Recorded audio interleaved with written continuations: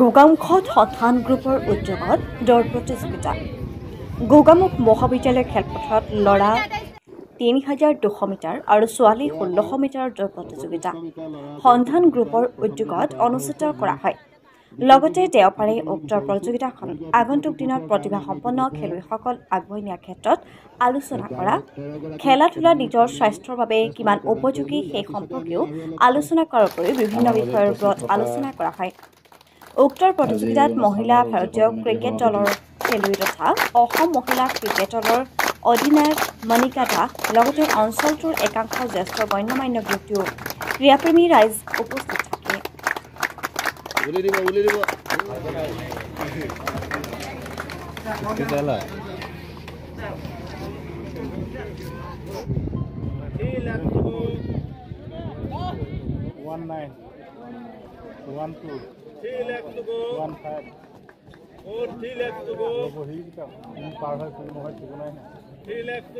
ইয়াত উপস্থিত থাকি মোৰ খুবেই বহুত ভাল লাগিছে, কাৰণ কেলে মই ইয়াৰ ওচৰে হয়, ঘৰ ঢকুৱাখানাত হয় আৰু মই ক্ৰিকেট খেলিলোঁ হ'লেও এথলেটিক্স আগতে খেলিছিলোঁ।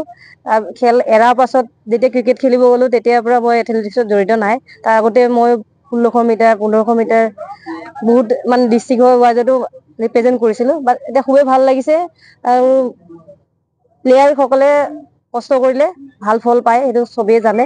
সেইটো কাৰণে মই চবকে কওঁ কষ্ট কৰি যাওক আৰু ভাল ফল পাবই। আৰু মই যেতিয়া ক্ৰিকেট ষ্টাৰ্ট কৰিছিলোঁ ২০০৬ চনত ১৪ চনত মই এটা ৰেলৰ চাকৰি পালোঁ। এতিয়া মই বৰ্তমান ৰেলৰ চাকৰি কৰি আছোঁ NF ৰেলৱেত।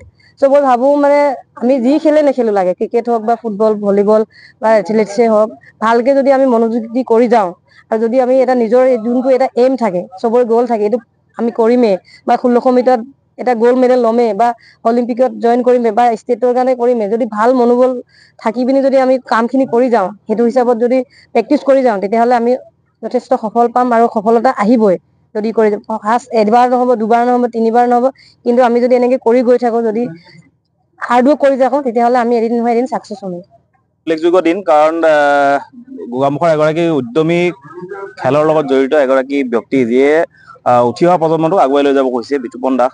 তেখেতৰ নেতৃত্বত এটা ক্ৰীড়াৰ সংগঠক দল গোট সন্ধান গ্ৰুপৰ তত্বাৱধানত আজি ইয়াত ১৬০০ মিটাৰ ছোৱালীৰ আৰু পুৰুষৰ ৩২০০ মিটাৰ দৌৰ কম্পিটিশ্যন হ'ব, যাৰ উদ্দেশ্য এটাই, উঠি অহা প্ৰজন্মৰ ছাত্ৰ ছাত্ৰীসকল, উঠি অহা প্ৰজন্মৰ খেলুৱৈসকলক ক্ৰীড়াৰ জৰিয়তে নিজকে সংস্থাপিত কৰিবৰ কাৰণে বা ক্ৰীড়াৰ দিশটো আগবঢ়াই লৈ যোৱাৰ ক্ষেত্ৰত যি পদক্ষেপ গ্ৰহণ কৰিছে, অতিকৈ উল্লেখনীয় দিন, উল্লেখযোগ্য এটা বিষয়। গতিকে আমি সন্ধান হোৱাটছআপ গ্ৰুপৰ প্ৰতিগৰাকী ব্যক্তিক আমি খুব শুভেচ্ছা জ্ঞাপন কৰিছোঁ, অভিনন্দন জনাইছোঁ। কাৰণ এই অভিনন্দন এটা কাৰণে জনাব লাগিব, বিগত যিবিলাক পৰীক্ষা হৈ গৈছে, অসম আৰক্ষীৰ যিবোৰ পৰীক্ষা, প্ৰায় ২৫ গৰাকী ইতিমধ্যে লিখিত পৰীক্ষা আৰু ফিজিকেল টেষ্টত পাছ হৈছে। গতিকে খুব এটা সহজ কথা নহয়। গোগামুখৰ দৰে এটা অঞ্চলত এগৰাকী ব্যক্তিৰ প্ৰচেষ্টাত, কেইগৰাকীমান ব্যক্তিৰ উৎসাহত এনেকৈ উঠি অহা প্ৰজন্মটোক চৰকাৰী চাকৰিৰ লগত নিয়োগ কৰাৰ লগতে এটা খুব সুস্থ বাতাবৰণ, সুস্থ শৰীৰ, আৰু তাতকৈ গুৰুত্বপূৰ্ণ কথাটো হ'ল, যদি ক্ৰীড়াৰ লগত যদি কোনোবা এগৰাকী ব্যক্তি যদি জড়িত হৈ পৰে,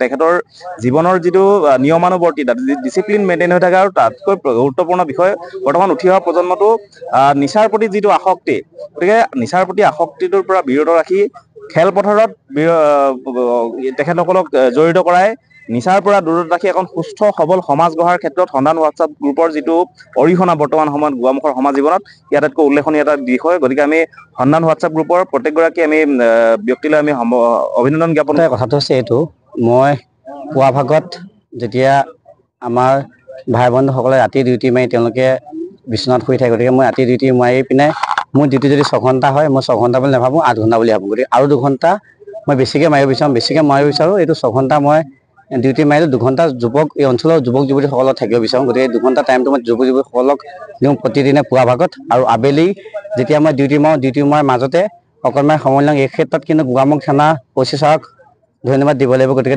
OC ছাৰে কিছু সুবিধা প্ৰদান কৰাৰ কাৰণে মই পুৱা ভাগত আৰু আবেলি ভাগত 2টা সময়তে ফিল্ডত আহিব পাৰোঁ, যুৱক যুৱতীসকলক শাৰীৰিক অনুশীলন কৰাত।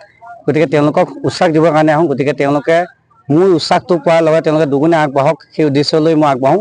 গতিকে এই উদ্দেশ্যলৈ আগবাঢ়োঁতে সন্ধান গ্ৰুপৰ ভালেকেইজন যুৱকে ইতিমধ্যে SSCত, অসম পুলিচত, ADI পৰীক্ষাত ফলাফলত উত্তীৰ্ণ হৈছে, গতিকে তেওঁলোকে কৰ্মসংস্থাপন পাইছে।